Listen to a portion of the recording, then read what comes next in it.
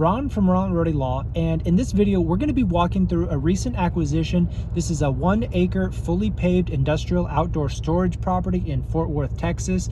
We're going to look at what are the features we look for, metrics for return, as well as how you can get started by buying low coverage industrial. Alright guys, I apologize. I took tons of audio, but it crapped out. So I'm going to do a little bit of a voiceover. We're outside the property. You can see this type of industrial street. It's concrete. The things that we look for are covered storage. This is really a rent enhancement as opposed to pure outdoor storage, which is just subject to the elements. But this is almost as good. And for most tenants, they can just get coverage on 3 sides. It's really kind of the best of both worlds, where you don't have to pay the high rent premium for a fully enclosed secure building, but you can store materials outside. Another thing that we look for is functional office space. You don't necessarily need warehouse loading or storage for these outdoor storage, but having a building with a bath. So let's take a look at the building. We're just going to do kind of a quick walkthrough so you can see the condition. This is a space that we wouldn't necessarily improve.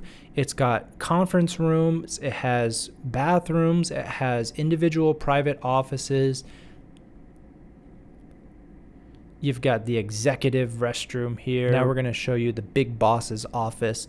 Check out this massive, massive desk. You've got your own private bathroom. That's really a sign of you've made it in this world. He's got a private closet with his political affiliations. We also have, again, a functional kitchen. Nothing is nice, but the tenant who's coming in is going to renovate all of this at their own dime. So let's talk some numbers. What do we look for when we're buying this property? This was actually listed at a fairly low cap rate. I think it was in the 6s. But what made it attractive was we love the area. Haltom City is a suburb. There are tons and tons of new homes in the area. So a lot of businesses like this proximate infill location. So that's made us dig in. When we looked at the leases, we found that they were actually a form of triple net. And so with a cash on cash return of existing tenants, we were able to make this deal work. The advertised acreage was a little bit high. And so after we had commissioned a survey, we went back to the seller for a discount to reflect the accurate square footage. It's true what they say, good deals aren't necessarily found, but they can be negotiated. Look around you and see what type of businesses are using outdoor storage.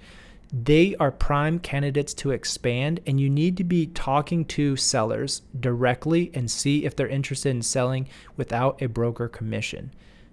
But given the demand for the property, there are very strong rents that generate high cash on cash in the 12 to 13% range, and seller financing is quite common.